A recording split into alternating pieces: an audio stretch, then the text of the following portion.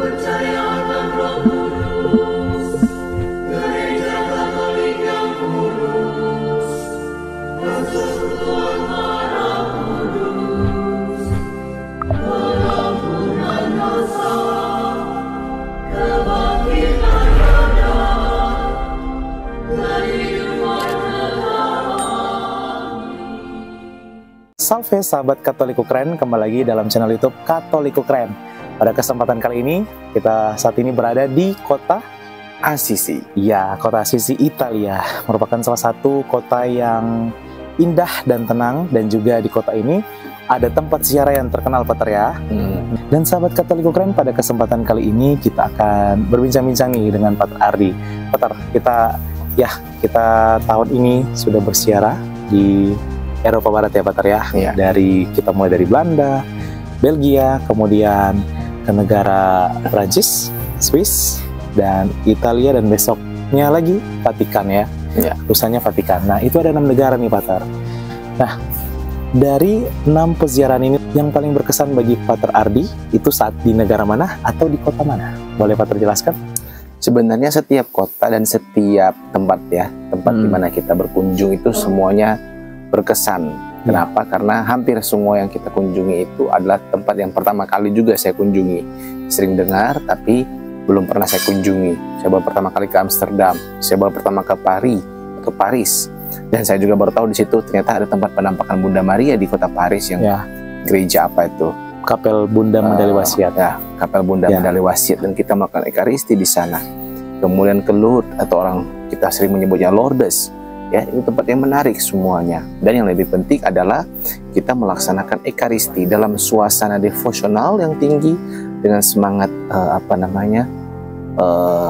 bisa dikatakan untuk semangat rohani. Jadi kita ada perayaan ekaristi, kita ada devosi rosario, kita ada adorasi sakramen Maha Kudus, ya. Tentu saja yang diselenggarakan oleh tempat-tempat ziarah itu. Jadi itu adalah momen-momen yang indah. Karena ketika saya datang ke sini atau mengikuti ini, saya tidak datang untuk pertama-tama untuk liburan, tapi pertama-tama untuk ziarah. Tentu selalu ada saja momen-momen yang boleh kita sukacita di dalam bis, ada tempat-tempat di mana tempat-tempat rekreatif yang kita kunjungi ya. Tapi yang lebih penting adalah tempat-tempat di mana membuat kita semakin mengasihi Tuhan, mengasihi gerejanya, baik secara langsung maupun dengan perantaraan para kudus. Jadi semua tempat itu berkesan. Ya. Tapi kalau ditanya yang berkesan itu mungkin karena saya berkali-kali ke kota Assisi. Karena Assisi itu punya persaingan karena dekat juga dengan kota Roma, sehingga saya lebih mudah untuk menjangkaunya.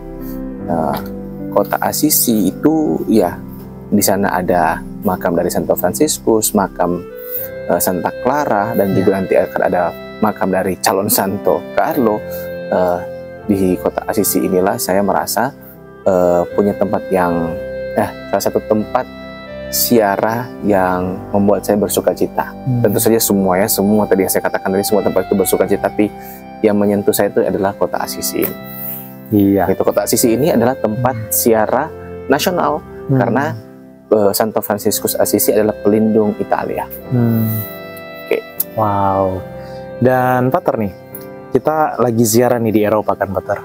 Nah, kita sudah mengunjungi gereja, kita juga sudah merasakan secara langsung bagaimana kehidupan umat Katolik, kita mengikuti misa bahkan bersama-sama dengan contohnya seperti kemarin umat Katolik Italia ya, Pater ya. Dan di sisi lain di Indonesia nih, Pater, sering muncul nih gereja-gereja di Eropa itu ditutup. Nah, itu ada juga yang clickbait, hoax, mungkin juga tergolong hoax dan lain sebagainya. Dan iman kekatolikan redup gitu, 100% lah gitu. Nah, itu kalau Pater Ardi lihat itu bagaimana? Apakah yang sesungguhnya yang terjadi? Apakah separah itukah penurunan iman kekatolikan atau semangat menggereja umat Katolik di Eropa? Oke, jadi kita ini kan ketika ini di syuting kita belum mengunjungi Roma ya. Ya. Kita belum mengunjungi Roma, kita belum mengunjungi Vatikan. Jadi masih sampai di Assisi. Tentu saja yang paling berkesan buat saya itu adalah kota Roma dan Vatikan ya. Di sana ada Saint Peter, Saint Paul, luar biasa. Nah, dalam pengalaman saya yang sangat singkat di Eropa dan juga hanya mengunjungi sebagian kecil kota-kota di Eropa dan juga tidak mengunjungi secara keseluruhan, kemudian hasil dari diskusi dari orang-orang tertentu, tentu saja subjektif, hanya membaca beberapa literatur mengenai situasi kehidupan beriman di Eropa. Jadi saya memberikan disclaimer itu untuk kemudian dipahami bahwa jawaban saya mungkin tidak bisa memberikan gambaran secara secara utuh dan juga mungkin secara lebih objektif begitu ya.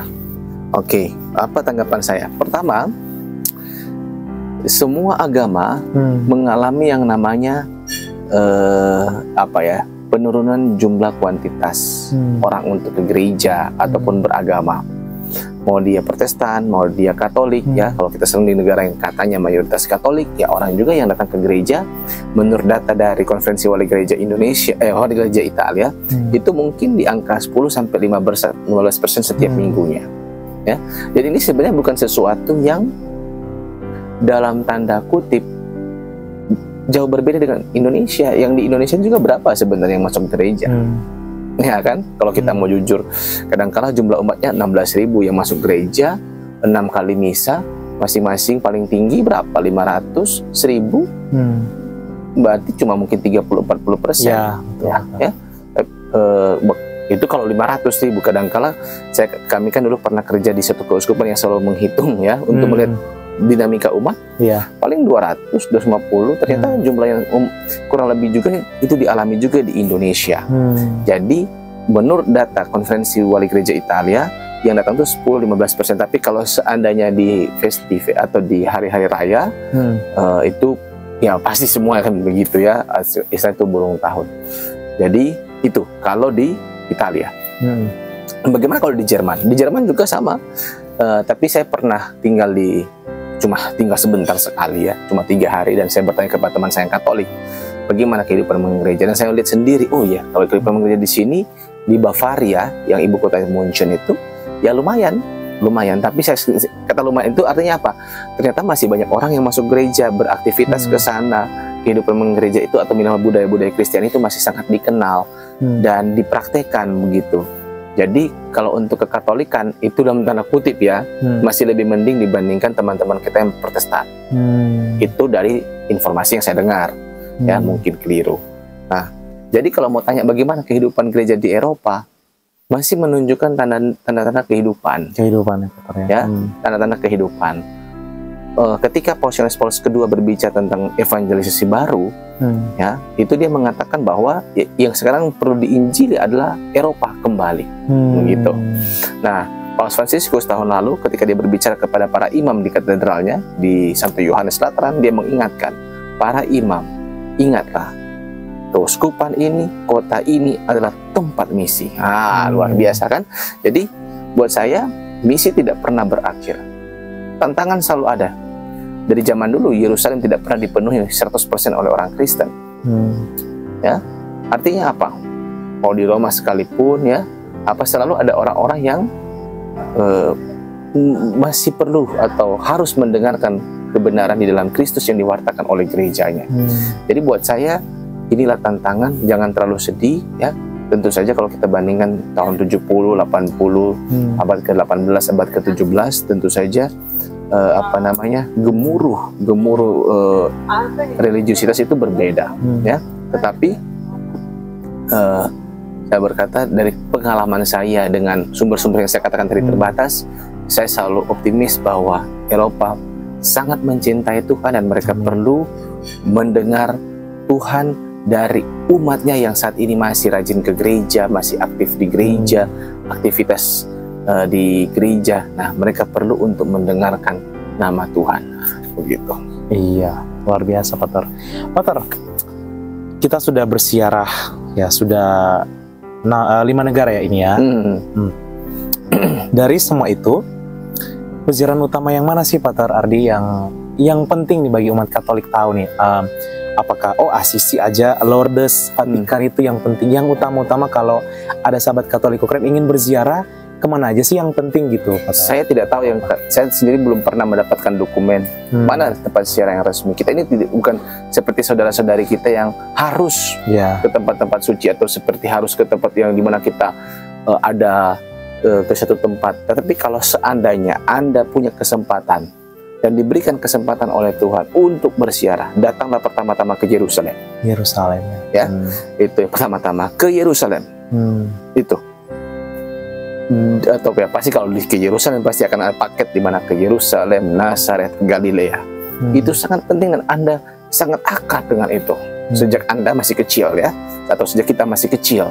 Nah, kita bisa mendengarkan dan melihat bagaimana Tuhan berjejak. Nah, bagaimana dengan Eropa?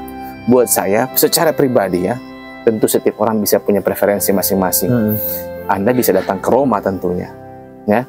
Tapi kalau secara marial, Anda bisa datang ke Fatima yang kita tidak sempat datang, ke Lourdes, ya, itu sudah lebih dari cukup buat saya.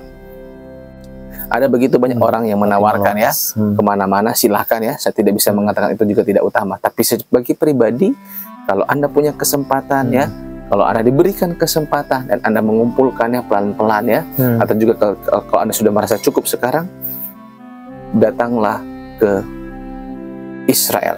Atau sekarang orang bilang Palestina ya, kita agak khawatir pakai istilah ini, tapi datanglah ke Israel, datanglah ke Palestina, ke Yerusalem, Bethlehem, Jericho, Galilea, ya, Nazaret. It's amazing, bukan cuma kotanya itu bagus atau modern, tapi karena itu bersentuhan langsung dengan jejak-jejak yang dulu dijejaki oleh Tuhan Yesus, oleh para rasul, oleh gereja perdana. Kalau Anda mau ke Eropa, secara pribadi saya, ya, itu Anda datang ke Roma. Nah ini, Roma dan Assisi. Tapi saya tahu ada yang kalau mau pakai secara marial, datanglah ke Roma atau ke Lourdes atau Fatima, Portugal, gitu. Ya, di Portugal. Iya. Tapi kalau Anda punya kesempatan untuk ke Assisi, datanglah bermalam di Assisi. Saya pikir tadi, aduh, jangan-jangan kita ini banyak waktu yang ternyata pas, cukup kan? Iya, cukup ya. Dari siang sampai malam itu full, ternyata kita jam 8 baru selesai. Iya. Nah, ya, memang kalau cuacanya kalau di musim panas ya panas begitu. Tadi Pak Hari bilang itu, ya tour guide kita bilang bagusnya itu di musim semi ya. Ketika cuaca tidak terlalu dingin tapi juga tidak terlalu panas gitu. Iya. Dan Pater, kita juga tadi sudah mengunjungi makam dari Beato Carlo Acutis yang berada di Gereja Katolik Santa Maria Maggiore, itu di kota Assisi. Ya. Nah, di situ kita melihat mujizat Tuhan yang luar biasa ya. Dia meninggal di tahun 2006 dan sudah sekitar 17 tahun, hampir 18 tahun ya Pater, dia meninggal, tapi tubuhnya itu masih tetap utuh Pater, dan itu banyak menyentuh orang Katolik di berbagai negara, khususnya orang muda Katolik nih Pater nih. Di sisi lain ada yang bertanya-tanya, apakah tubuhnya itu memang karena mujizat utuh ataukah sudah di formalin atau seperti apa, itu boleh Pater dijelaskan? Oke, pertama-tama saya membutuhkan dokumen ya. Ada yang mengatakan ya, saya karena cuma baca jurnal karena saya mesti lihat lagi dokumen. Mungkinkah ada dokumen yang mengatakan bahwa tubuh yang tidak koruptif itu, maksudnya tidak rusak itu, adalah salah satu tanda mujizat. Mungkin ada dokumen itu ya, atau mungkin salah satu alasan orang menjadi kudus adalah tandanya, salah satu tandanya itu adalah tubuhnya tidak rusak. Tetapi dari pengalaman saya dan kita lihat ya kemarin, contohnya kita kemarin mengunjungi Basilika Santo Pellegrinus ya. Nah, di situ tubuhnya bukan dirangka malah. Ya kan? Dan dia seorang santo. Nanti kita akan mengunjungi Roma, kita akan melihat Santo Petrus Paulus. Kita kalau seandainya sempat nanti ke Basilika Santi Dodici Apostoli, di sana ada Filipus dan Yakobus muda ya kalau tidak keliru. Tulang belulang. Iya, Pater ya. Jadi tubuh yang tidak koruptif, apakah itu salah satu tanda mujizat? Saya sendiri belum, mungkin ya, keterbatasan pengetahuan saya. Walaupun ada juga yang mengatakan demikian ya. Tapi saya percaya bahwa bukan soal ketika tubuhnya tidak koruptif, tapi kesaksian hidupnya itu lebih penting. Kesaksian hidupnya, pengalaman orang berjumpa dengannya, bagaimana dia menginspirasi orang sebagai seorang Kristen. Ya, sebagai seorang Kristen, sebagai warga gereja yang percaya kepada Kristus, ambil bagian dalam gereja yang satu, kudus, katolik, dan apostolik, dan ambil bagian dalam persiaran dunia, itu yang lebih penting. Ya, bahwa tubuhnya koruptif atau tidak koruptif, rusak atau tidak rusak ya, itu saya percaya itu ya mungkin ada campur tangan Tuhan, mungkin juga itu ada campur tangan natural ya, mungkin juga dari Tuhan juga. Begitu. Iya. Dan sebelumnya juga kita sudah mengunjungi Santa Bernadette ya, Pak. Nah, Santa Bernadette juga ya di mana, di Nevers. Kota Nevers ya, tubuhnya juga masih tetap utuh ya, Pak ya. Saya juga sempat baca tadi, itu juga salah satu tanda katanya. Ya. Tapi ya sudah oke. Begitu. Tapi kita melihat juga ada begitu banyak santo-santa martir yang apa? Yang ya tubuhnya ya sudah menjadi tulang belulang. Iya. Di gereja Santa Agnese di Agone itu kita bisa melihat kepala tengkorak dari Santa Agnes ya.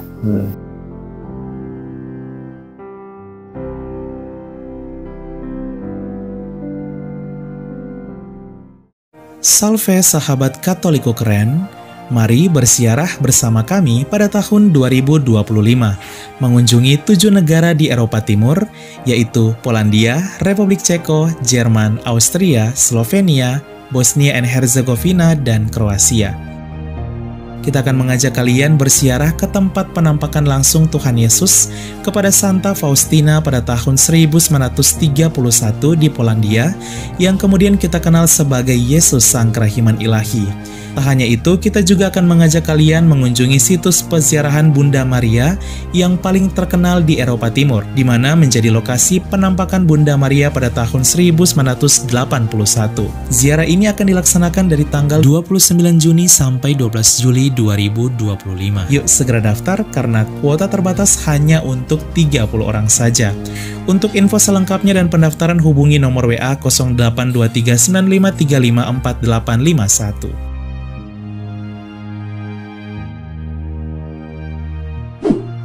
Tahun 2025 adalah tahun yubileum. Pintu suci di 4 gereja basilika utama di Roma akan dibuka, di mana hanya dibuka 25 tahun sekali.